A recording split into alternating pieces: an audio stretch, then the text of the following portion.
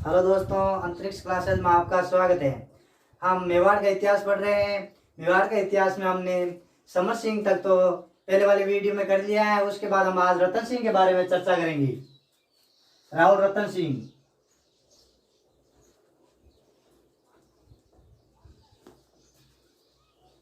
राहुल रतन सिंह है वो समर सिंह के पुत्र है। समर सिंह के पुत्र दो थे, जिसमें एक कुंभकर्ण ने नेपाल चले गए और वहां पर राणा शाका की स्थापना की। और उससे बड़े पुत्र रतन सिंह, जिसने मेवाड़ में अपने पिता के स्थान लिया, राज्य से हुआ। और रतन सिंह के समय ही अलाउद्दीन खिलजी ने चित्तौड़ यानी मेवाड़ पर आक्रमण किया 1303 ईस्वी में।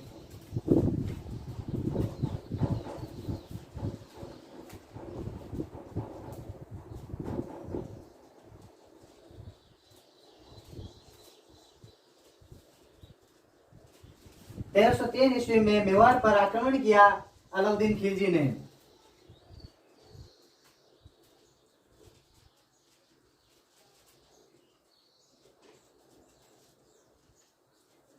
अलाउद्दीन खिलजी ने मेवाड़ पर आक्रमण क्यों किया, इसके बारे में तीन चार पॉइंट है उसके आक्रमण के कारण।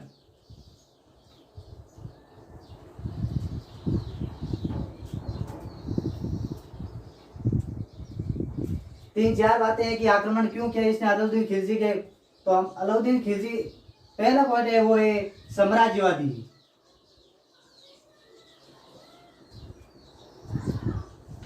अलाउद्दीन खिलजी अपने क्षेत्र या अपने साम्राज्य को विस्तार करना चाहता था। इसलिए विस्तार करने के लिए उसने मेवाड़ को अपने कब्जे में लेना चाहता था। ये पहली विषय। दूसरी है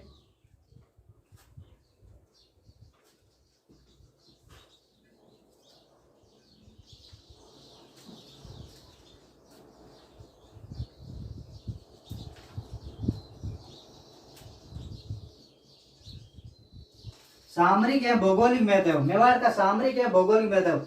सामरिक और भौगोलिक महत्व कैसे है? क्योंकि जब भी अलाउद्दीन खिलजी को दक्षिण में आक्रमण करने के लिए जाना पड़ता तो मेवाड़ से होकर गुजरना पड़ता था।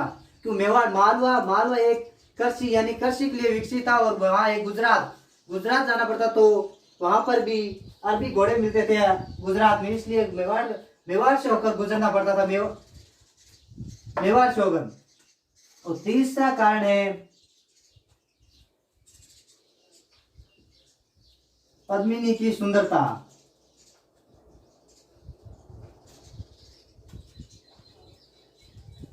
पद्मिनी की सुंदरता। और चौथा कारण है प्रतिष्ठा। पद्मिनी की सुंदरता यानी इसके पद्मिनी रतन सिंह की पत्नी थी। उसकी सुंदरता पर मोहित होकर रतन सिंह अलाउद्दीन खिलजी ने मेवाड़ पर आक्रमण किया। और चौथा है प्रतिष्ठा यानी रतन सिंह के पिता समर सिंह ने जब 1299 ईस्वी में अलाउद्दीन की खिलजी की सेना गुजरात पर आक्रमण करने के लिए जा रही थी, उस टाइम समर सिंह ने अलाउद्दीन की खिलजी की सेना से कर वसूला। ये उस टाइम कर वसूला क्योंकि अलाउद्दीन खिलजी दिल्ली का शासक था और वो शक्तिशाली शासक था। इसलिए उसकी एक मेवाड़ के शासक यानी छोटे से साम्राज्य के शासक ने उससे रतन सिंह की सेना से कर वसूला। और वहां के सभी राजा, तब इसकी आलोचना हुई अलाउद्दीन खिलजी की कि आप शक्तिशाली शासक होते हुए भी ये मेवाड़ के छोटे से क्षेत्र के राजा ने अलाउद्दीन की खिलजी से कर वसूला। तो और पद्मिनी कौन थी, तो इसके बारे में चर्चा कर लेते हैं।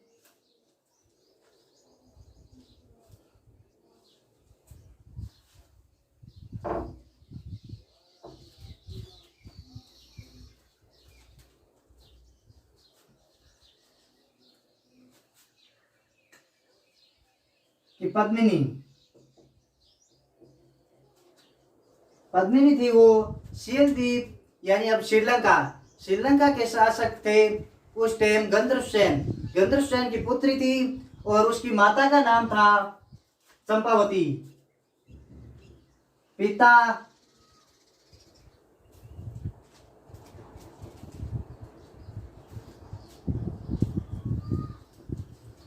गंधर्व सेन,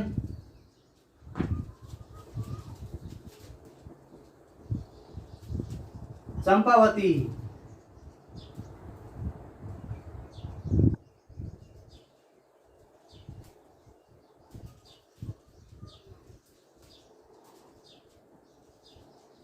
श्रीलंका।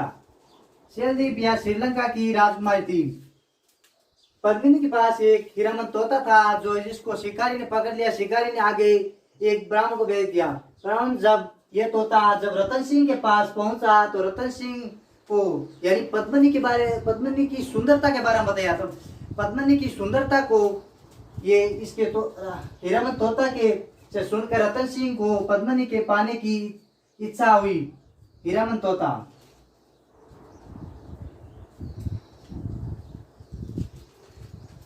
हीरामन तोता के माध्यम से रतन सिंह को पद्मिनी के बारे में पता चला कि पद्मिनी की सुंदरता के बारे में इसने रतन सिंह को बताया था। तो रतन सिंह ने सन्यासी का वेश बनाकर और शेलदीप यानी श्रीलंका आ गए और वहां पर उसको पद्मिनी को देखा। और उसको देखने के बाद गंधर्व सेन को पता चला कि ये सन्यासी है, वो कौन है। तो उसको पता चल गया कि ये एक राजा है। तो उसको रतन सिंह को अपने दरबार में बुलाकर उसके साथ पद्मिनी का विवाह कर दिया। और विवाह करने के बाद रतन सिंह वापस मेवाड़ आ गए। कहाँ गए? मेवाड़ आ गए। और इसके बाद जब यहाँ रतन सिंह का एक तांत्रिक ब्राह्मण था,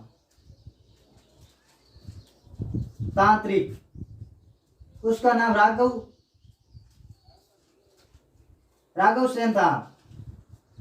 राघव सेन और रतन सिंह के बीच में किसी बात को लेकर अनबन हो गई। तो राघव सेन यहाँ यानी मेवाड़ से चले गए और अलाउद्दीन खिलजी के पास जा पहुंचे। और रतन सिंह की पत्नी पद्मिनी के बारे में राघव सेन ने अलाउद्दीन खिलजी को उसकी सुंदरता के बारे में बताया। तो अलाउद्दीन खिलजी ने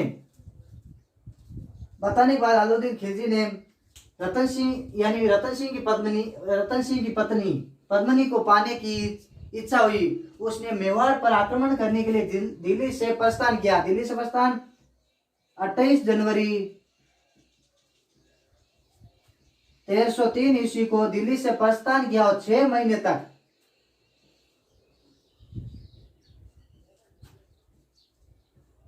तक मेवाड़ की घेराबंदी रखी। अपने सैनिक कैंप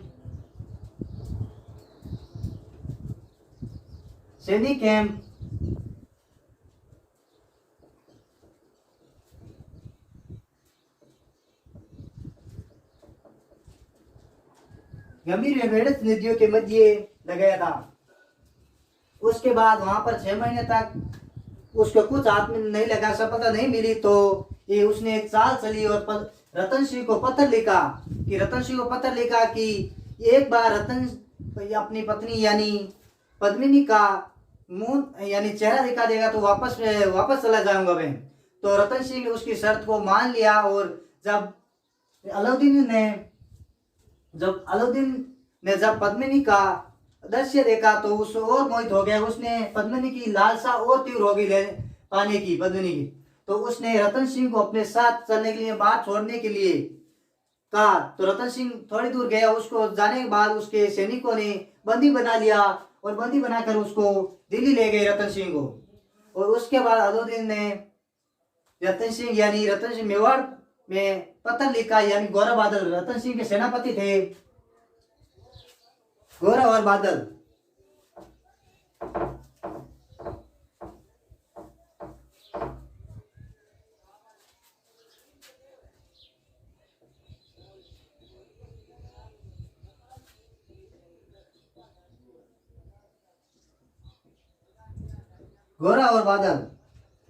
उनको पत्र लिखा कि यदि आप पद्मिनी को मेरे पास पहुंचा दोगे तो रतन सिंह को हम आपको सौंप देंगे। तो गौरव बादल ने ये बात पद्मिनी को बताई। तो पद्मिनी ने एक चाल यानी एक षड्यंत्र रचा। और उसमें वापस पद्मिनी ने गौरव बादल की सहायता से वापस अलाउद्दीन को पत्र लिखा कि हम 1600 पालकियों में मेरे साथ 1600 महिला आएगी पालकियों में बैठकर, और हम पहले रतन सिंह के पास मिलेंगे और उसके बाद आपके पास आएंगे। तो अलाउद्दीन ने ये बात मान ली। तो पद्मिनी ने 1600 पालकियों के साथ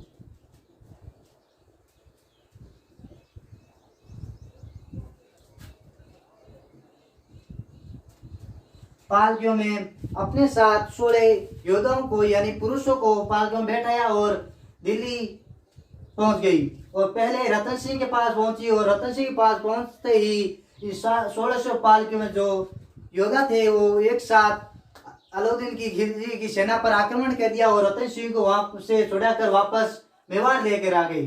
तो ये बात अलाउद्दीन खिलजी को पता चली, तो अलाउद्दीन खिलजी ने उसके पीछे यानी रतन सिंह के पीछे सेना भेजी, और सेना भेजने के बाद रतन सिंह के पास और कोई चारा नहीं था, इसलिए रतन सिंह ने केसरिया यानी साका किया। केसरिया जब चित्तौड़ का प्रथम साका हुआ,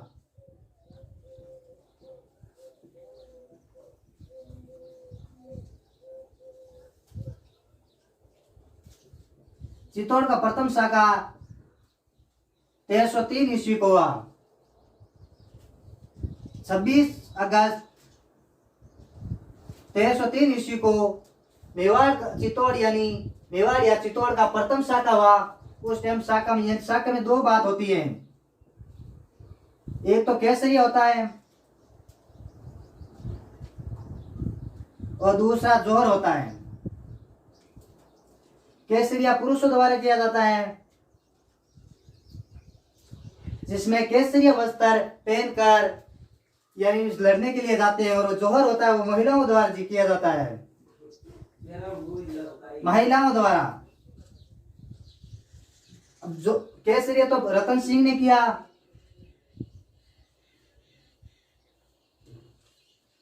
और जोहर है वो पद्मिनी ने किया। किसने किया? पद्मिनी ने। पद्मिनी ने 1600 स्त्रियों के साथ जोहर किया।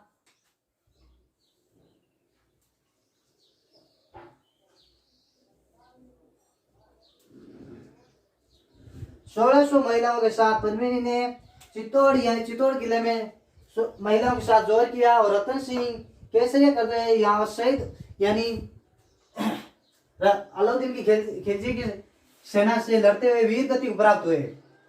उसके बाद 26 अगस्त 1303 ईस्वी को अलाउद्दीन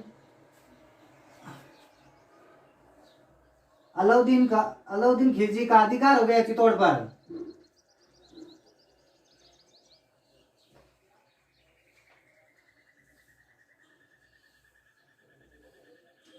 अलाउद्दीन खिलजी का अधिकार हो गया चित्तौड़ पर, और चित्तौड़ में अधिकार होने के बाद जब अलाउद्दीन खिलजी को रतन सिंह और पद्मिनी दोनों ही हाथ नहीं लगे, तो उसने चित्तौड़ के किले में 30,000 लोगों का यानी 30,000 लोगों का कत्लेआम करवा दिया।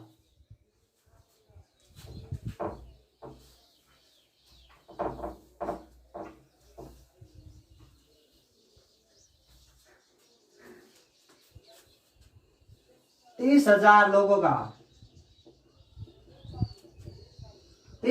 का कत्लेआम करा दिया चित्तौड़ किले में। उसके बाद अलाउद्दीन ने चित्तौड़ का नाम बदलकर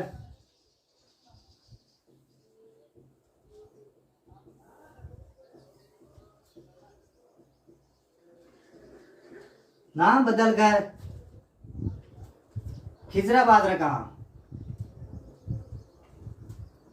और चित्तौड़ अपने बेटे खिजर खां को सौंप दिया।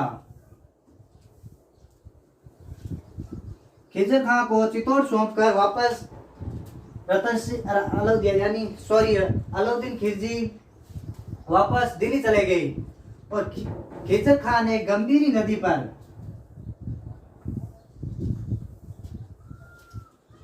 नदी पर पुल का निर्माण करवाया। एक पुल का निर्माण, और चित्तौड़ ने एक मकबरे का निर्माण भी करवाया। मकबरे का निर्माण कराया चित्तौड़ में। और मकबरे के पास एक फारसी भाषा में अभिलेख है, फारसी अभिलेख। ये 1310 ईस्वी का है।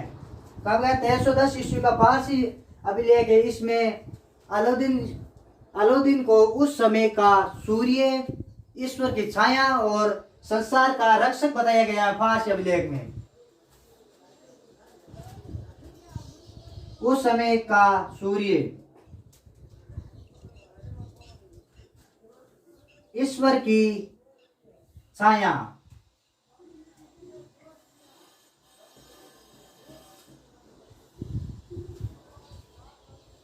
संसार का रक्षक, ये तीनों फारसी अभिलेख में बताया गया है। और अलाउद्दीन खिलजी ने जब मेवाड़ पर आक्रमण किया उस टाइम चित्तौड़ में एक अष्ट धातु का दरवाजा था।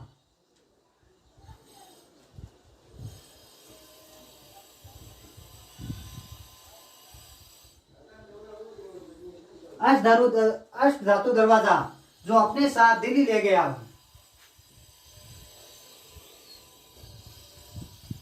अष्ट धातु दरवाजा जो अपने साथ दिल्ली ले गया।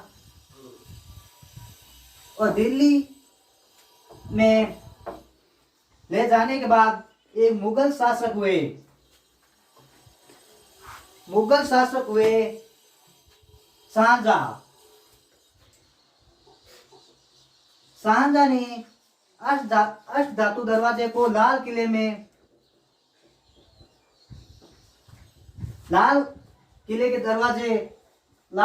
लगवाया, अष्ट धातु दरवाजे को।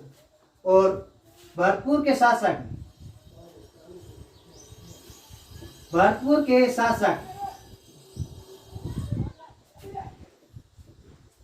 जवाहर सिंह ने लाल किले से अष्ट धातु दरवाजे को उखाड़ कर भरतपुर लेकर आ गए। और भरतपुर में लोहागढ़ किले के मुख्य द्वार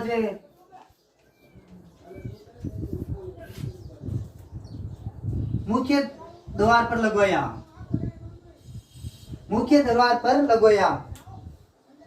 इसके बाद अब रतन सिंह यहाँ पर मेवाड़ में यानी चित्तौड़ का प्रथम शाखा हो गया। उसके बाद अब यहाँ पर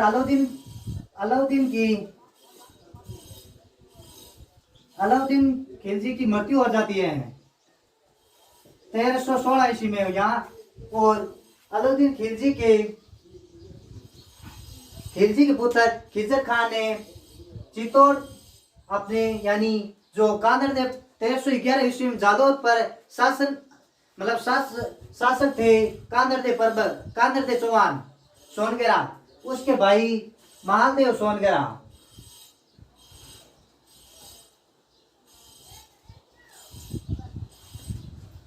सोनगरा को सौंपकर दिल्ली चले गए, जो मुंशला महादेव के नाम से भी जाना जाता है। महादेव सोनगरा को मुंशला महादेव के नाम से भी जाना जाता है, जो कांदड़ देव सोनगरा के भाई थे। और उसके बाद इसको हमीर देव यानी इसी के सिसोदिया गांव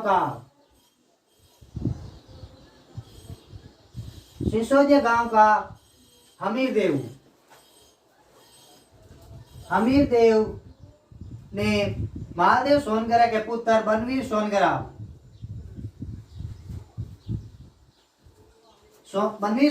से चित्तौड़ किले को छीन लिया। बनवीर सोनगरा से हमीर देव चौहान ने यह जानकारी हमें रणकपुर प्रशस्ति मिलती है। रणकपुर प्रशस्ति से मिलती है कि बनवीर सोनगरा से हमीर देव चौहान ने चित्तौड़गढ़ का किला छीन लिया।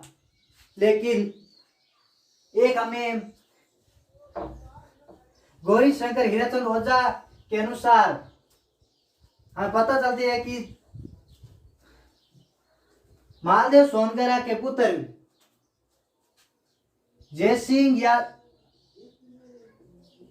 जैसा सोनगरा, जयसिंह या जैसा सोनगरा से मालदेव ने चित्तौड़गढ़ का किला छीना था।